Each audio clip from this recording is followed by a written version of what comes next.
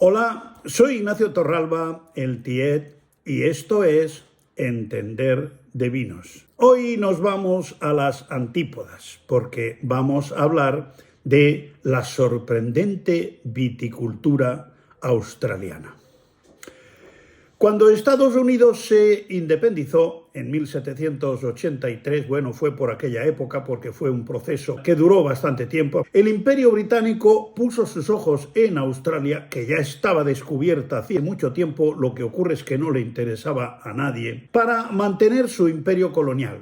Pero Australia estaba en un lugar al que nadie quería ir, por lo que la convirtieron en un centro penitenciario al que deportaban hasta personas que habían robado un pollo. Las primeras viñas se plantaron en Australia en el jardín del gobernador británico a finales del siglo XVIII, cuando el capitán Arthur Phillip plantó las primeras cepas cerca de Sydney. Luego se extendieron a Hunter Valley y a Barossa y Coonawarra. Australia produce alrededor de la tercera parte del vino que España, con menos de un 20% de hectáreas de viñedo, aunque en los últimos 20 años ha experimentado un crecimiento del 160%, mientras que en Europa no ha parado de menguar, pues se han arrancado un buen número de viñedos. La vid se cultiva principalmente en los estados del sur, como South Australia, Victoria, Nueva Gales del Sur y Australia del Oeste, y en la isla de Tasmania. Las variedades que se cultivan son las principales que existen en el mundo, francesas, italianas, españolas, como Garnacha y Monastrell, a la que llaman Mataró. En los últimos años, Graciano, Albariño y Tempranillo, aunque el Xiro, que es su centro de investigación, han obtenido la nueva variedad Tyrian, que es un cruce entre la Sumoll y la Cabernet Sauvignon, y han creado nuevas variedades como la Siena, la Rubien y la Vermilion. Siempre intentando obtener que resistan el calor y la sequía, que es el gran problema de aquel árido continente, que salvo en las zonas costeras del este y del sur es un auténtico desierto. Ya hace años que crearon la variedad Tarango, que es un cruce entre Touriga y Sultana. Hay prácticamente un equilibrio entre blancas y tintas, casi el 50%, aunque curiosamente se paga más cara la uva blanca. Entre las tintas la predominante es la Syrah, Shiraz que la llaman en Australia, con casi 40.000 hectáreas. Es una variedad procedente del Valle del Ródano francés que se ha adaptado muy bien al duro clima australiano.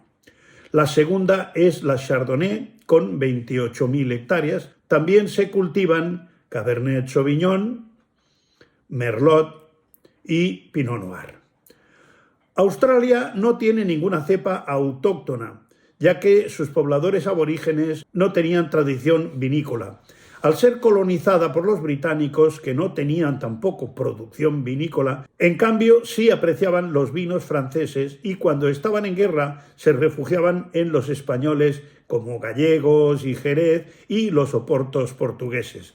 Hasta que Australia no encontró su propia identidad como país productor de vino, copió las formas de hacer de los vinos europeos, blancos, espumosos, vinos encabezados como el Jerez y el Oporto, pero sus duras condiciones climáticas, su insolación y la tenacidad de algunos bodegueros acabaron por caracterizar sus vinos, con suavidad y frutosidad. Se ha desarrollado una viticultura inteligente, incorporando técnicas avanzadas de plantación y poda, y además riegan las viñas. Australia cuenta con más de 2.000 bodegas, en 65 regiones vinícolas repartidas por todo el sur del país, que es la parte más fresca. Pensemos que al estar en el hemisferio sur, la parte sur es la más fresca, es como aquí sucede con nuestra parte norte. Con el tiempo han conseguido reconocimiento internacional como los 100 puntos de Parker al Penfolds Grange de 2008,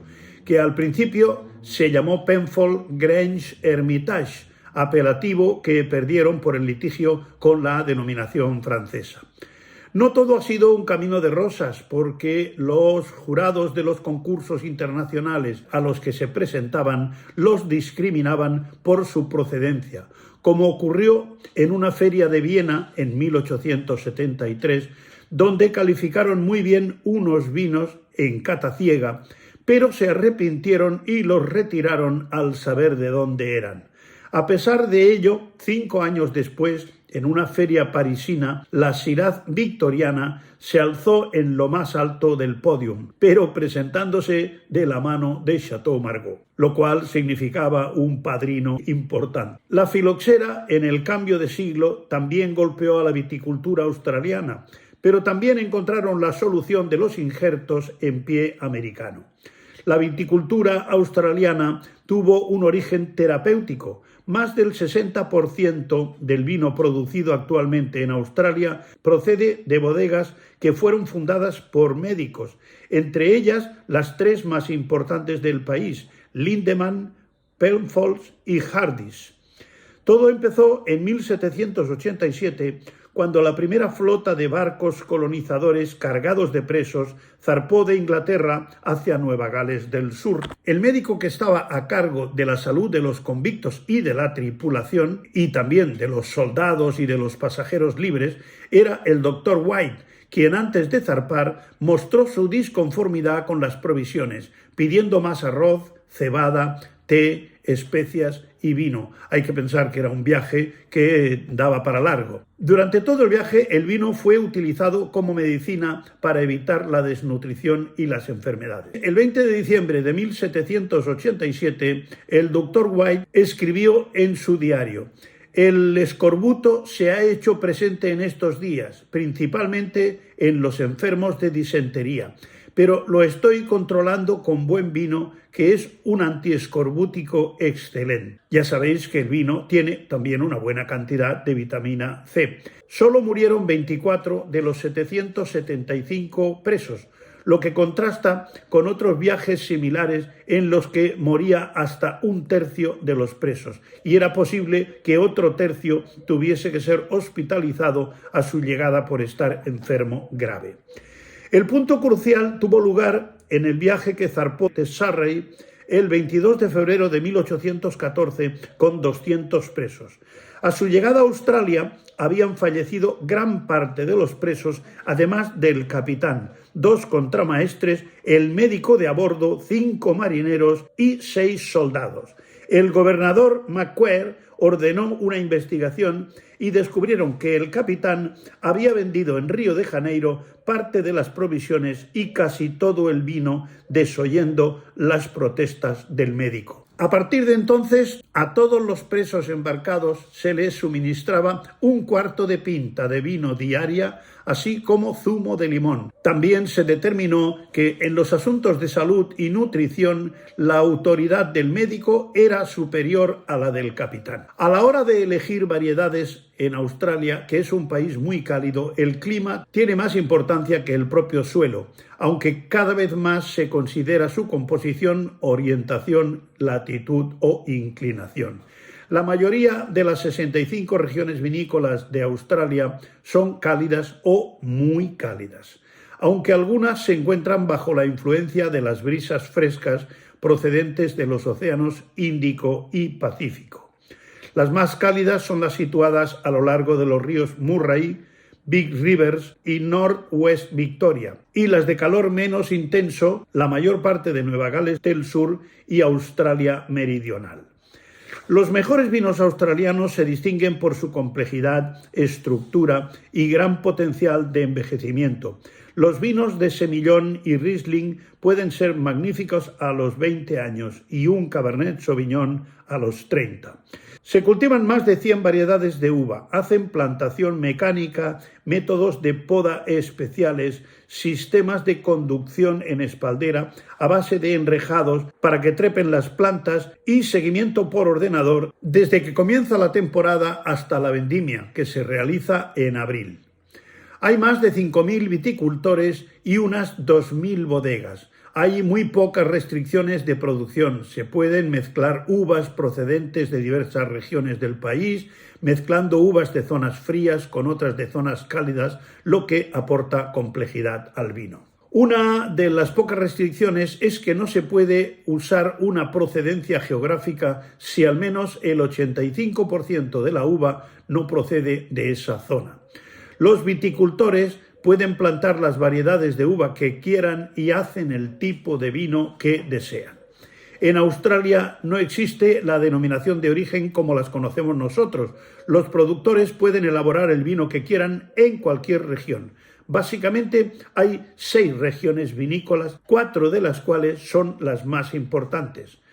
La primera, Nueva Gales del Sur, que fue el primer estado en ser colonizado y donde se plantaron las primeras viñas.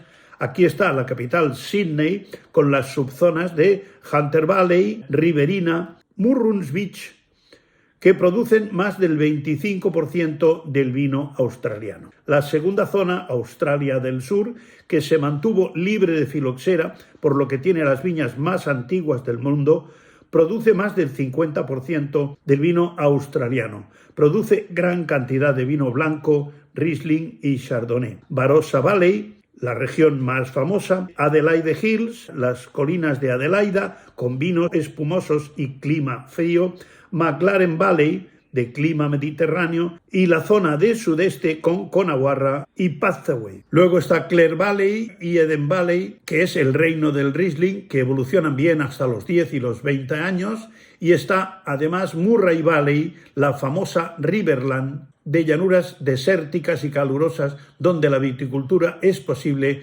gracias a un sistema de irrigación que produce gran cantidad de vinos sencillos. Y por último, otras subzonas como Langor Creek y Witham Valley. Después, en la tercera zona es Victoria, donde está la ciudad de Melbourne, con 23.000 hectáreas de uvas blancas y negras, prácticamente al 50%. Produce desde espumosos hasta vinos de postre. En quinto lugar está Tasmania, que además del demonio de Tasmania tan conocido e incluso en los dibujos animados, aquí tenéis una imagen del bicho en cuestión, al estar mucho más al sur es la que tiene un clima más frío y húmedo. Luego, en cuarto lugar, está Australia Occidental o del Este. Su colonización está marcada por la llegada del barco Pamela en 1829. Uno de sus pasajeros, el botánico Thomas Waters, llevaba esquejes de vid y al llegar a Australia se le concedió una finca de 20 hectáreas en Guildford, a orillas del río Swan, donde plantó sus viñas y excavó su bodega Oliver Farm, la primera bodega australiana. Está Swan Valley, produce blancos de Chenin y Verdelho, Chardonnay, Muscadel y Semillón. La única tinta considerable es la Garnacha. Después está Margaret River, a 250 kilómetros de Perth, con buenos vinos y paisajes de gran belleza. La Cabernet Sauvignon y la Semillón, Merlot, Sauvignon Blanc, Chenin, Chardonnay y Syrah. Los australianos ven la viña con otros ojos. En cierta ocasión, un colega, un enólogo que había ido a una feria internacional, me comentó que allá estaban, por ejemplo, las bodegas más clásicas de Rioja, que habían llevado sus grandes reservas y sus joyas de la corona. En cambio, un viticultor australiano que pululaba por allá iba con una libreta y un bolígrafo. Entonces se sentaba con los posibles clientes y les decía, a ver, ¿usted qué vino le interesaría? Hombre, pues yo quisiera un Chardonnay, pero un Chardonnay con crianza en madera o sin ella. Pues no, con crianza en madera. El otro iba apuntando en la libreta. ¿Y qué prefiere, en barrica o prefiere que se le dé madera a base de virutas? Pues la diferencia de precio sería de tanto. Y después de pedirle todos los requisitos, le marcaba un precio final de botella y le decía, dentro de 3 años tendrá usted sus botellas de vino. Porque producían a petición, a demanda. Es una forma, desde luego, mucho más moderna. Para muestra un botón, también hay extensiones de viña enormes en esas zonas desérticas en las que la mano de obra brilla por su ausencia, porque en realidad lo que hacen es poner en medio de la viña una gran torreta a 30 o 40 metros de altura, donde hay una cabina con aire acondicionado y un señor dentro que por radio dirige una legión de 10 o 15 tractores que van avanzando en línea por en medio de las viñas, y abajo lo único que hay es un señor con un Land Rover para acudir al tractor número 4 o al número 8 si se retrasa o se estropea. Por lo tanto, ahí esos tractores podan, sulfatan, vendimian y hacen todas las labores. Y claro, eso consigue que puedan competir en precio de una manera absolutamente aplastante. En fin, en un próximo vídeo hablaremos también de vinos australianos, porque parece ser que esa sería la finalidad. Pero yo creo que conocer la sorprendente viticultura australiana también es entender de vinos. Hasta otra.